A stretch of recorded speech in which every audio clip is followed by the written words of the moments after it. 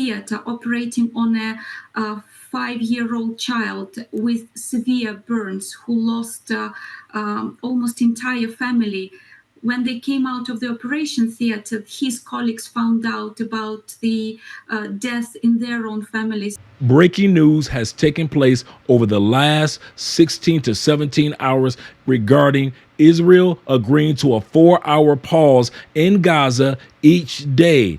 And the White House is saying that this is something that they've been negotiating on for quite a while. But yet Israel is letting us all know this does not mean that this is a ceasefire and that they will continue when it comes to attacking Gaza. We're going to give you details in regards to what this means, not only for the people that live in Gaza, but also the Red Cross workers there that are under attack, as well as hospitals. Hospitals right now are currently being attacked as well in the area of Gaza City. But before we go any further, my name is Andre, and you are watching America We Need to Talk. Make sure you subscribe to the channel, click that notification bell so you can get the latest and greatest information coming from this channel. Now let's get started. Now, as I just mentioned, this is breaking news over the last 24 hours. This article was released just yesterday at 4 p.m. Israel agrees to a 4-hour pause in Gaza each day. This is an agreement between Israel, Gaza, and the United States. So let's listen in to what they have to say in regards to this temporary peace agreement. Glad you're streaming with us. You know, pressure, demands, and now a deal. The White House announcing that Israel has finally agreed to 4-hour daily pauses in the fighting so civilians can try and flee Gaza. And that first humanitarian pause is supposed to be announced sometime today. The Israelis say that they'll give a 3-hour notice before each pause. Those pictures you're looking at, they've done something like this before, but what happened between Biden and Netanyahu apparently stabilized it, made it regular, and expanded to 2 humanitarian corridors. The president talked to reporters about all this as he boarded Air Force One this morning. Before the president speaks, notice this is a 4-hour daily humanitarian pause to allow citizens to flee. After they've destroyed the location, after they've made sure that all of the facilities or the country has no electricity, no water. So now they're opening up the gates for individuals to be able to flee out of there, going to different locations to be able to take care of themselves and their loved ones. Let's listen to what the president has to say in regards to this. We're hopeful. Things are moving along. Did you ask for a 3-day pause to Netanyahu? You know, I've been asking for a pause for a lot more than 3 days. Yes. Did you ask him to pause for 3 days to get the hostages out? For that yes. I've asked for even a longer pause for some of it. It's taking a little longer than I hoped. He wanted a pause, not longer, not just for a few hours, not just for 3 days, but he doesn't want this to take place any longer. And a lot of countries feel this way. Even though we are allies with Israel, that doesn't mean that we always want our allies to have to go to war. Inez de la Cuetera is in Jerusalem with more. Hey, Kira, we know the U.S. had been pushing for these types of pauses, with President Biden asking the Israeli prime minister directly during their phone call on Monday for humanitarian pauses to allow for humanitarian aid to get into Gaza and for civilians to be able to flee northern Gaza. The Israelis are saying this doesn't mark any type of shift here, that they had already been doing this de facto by allowing civilians to flee northern Gaza using a humanitarian corridor that was open from 10 a.m. to 2 p.m. They do say, though, that they are going to be expanding their efforts here by opening up a second corridor. And we've seen those images, tens of thousands of civilians using those corridors to head south. The UN says over 70,000 people have used that corridor since November 5th. And this comes as the death toll continues to rise. We know that over 10,000 Palestinians have now been killed there in the fighting since the beginning of the war, according to the Hamas-run health ministry, and over 25,000 injured. Lots of concerns for those civilians who remain in northern Gaza, and that's part of the reason we're seeing this second corridor. So they're saying that there have been thousands that have already died, and there are thousands that are already still missing, that they're still trying to find, even while they're doing evacuations. So will somebody stay there to continue to look for the people that are missing? A new video released by the Islamic Jihad today showing an older woman and a 13-year-old boy. Their families have asked media outlets not to show that video, but in the video, the two talk about the conditions they're in and blame the Israeli Prime Minister for the situation, and they are calling on him to do more to secure their release. Israeli media is reporting that 2 additional hostages will be released. Unclear, though, if it's going to be those same hostages featured in the video. We know negotiations ongoing to secure more hostages release. At least 239 hostages still being held in Gaza. And meanwhile, the IDF continuing to push further and further into Gaza. They are now south of Gaza City, touting the fact that they're taking out more and more Hamas terrorists. They're also suffering more casualties.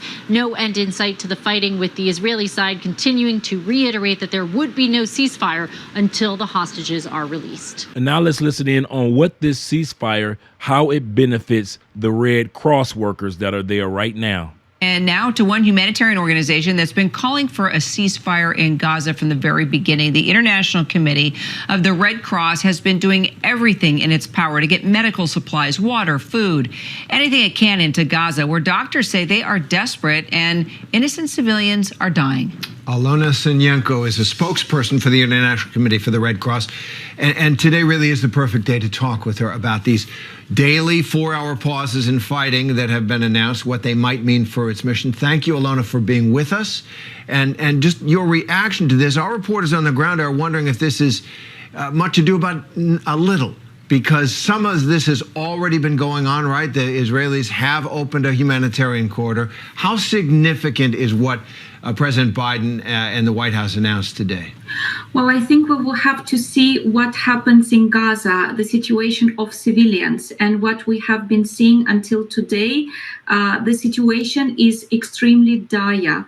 The day before yesterday, when my colleagues went to Gaza City to deliver urgent medical supplies, on the way they saw people, women, children, handicapped people on wheelchairs who were completely lost, disoriented. They were asking, are we safe? Where can we go? Where can we get food? Where we can get water?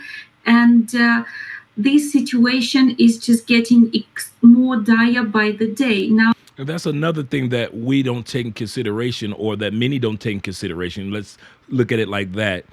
The seniors, we who are seniors realize that it's not easy to get around as it used to be when you're a younger person. A lot of these images that we're seeing are younger people, even though that 70% of most of Gaza is younger individuals, individuals that are fighting age.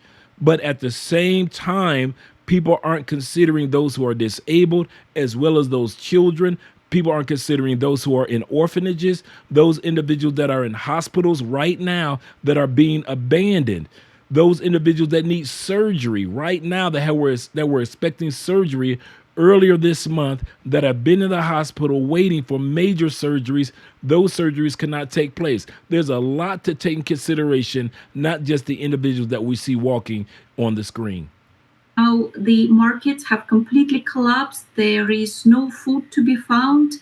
And the stories that our surgical team that is operating on their patients in the southern Gaza are telling me every day are dramatic. Could you imagine living in a country or living in a city where there is no food to be found? It's just so traumatic to see that this is taking place in the world today. So do you think this 4-hour daily pause in fighting is enough to get the civilians out, even those who might not have the resources or the ability to leave northern Gaza?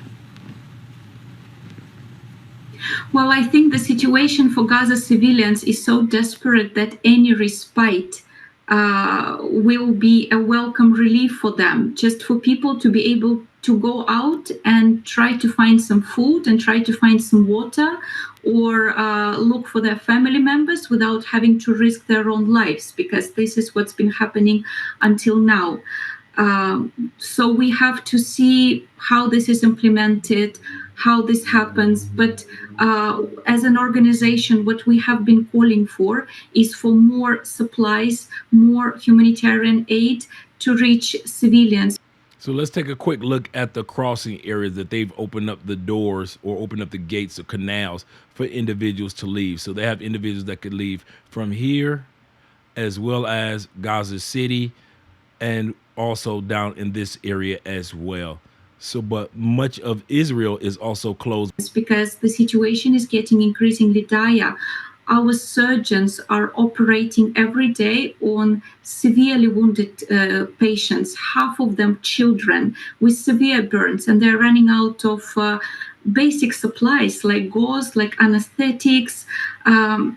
It is heartbreaking to watch and to hear these testimonies that they share every day. Well, I understand, too, that you had a convoy that came under attack. You were trying to get medical supplies into the area. Can you just give us more information on that and what happened and what you're doing now to protect your own? This came as a shock to all our colleagues. Indeed, this happened the day before yesterday when our colleagues were on the way to Gaza City. They were heading to Al-Quds Hospital, run by the Palestinian Red Crescent Society, where they were going to deliver urgent medical supplies, and they came under fire, where 2 trucks were damaged and one of our drivers was lightly wounded.